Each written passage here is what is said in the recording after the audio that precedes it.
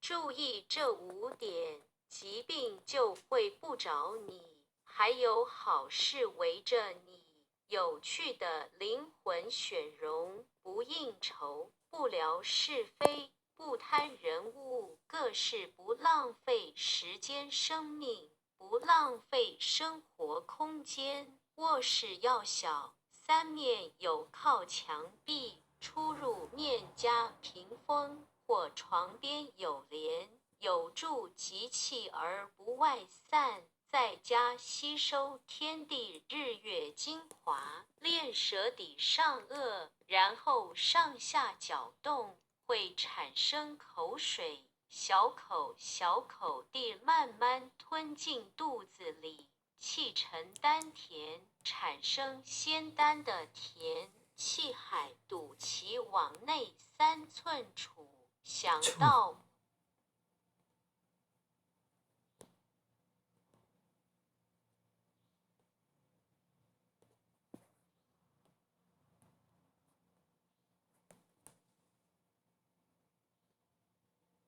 到活字就是舌上水，清泉精益，纯阳祖师的功夫也有这个，平常配合练金刚功、长寿功，类似8段锦网页链接。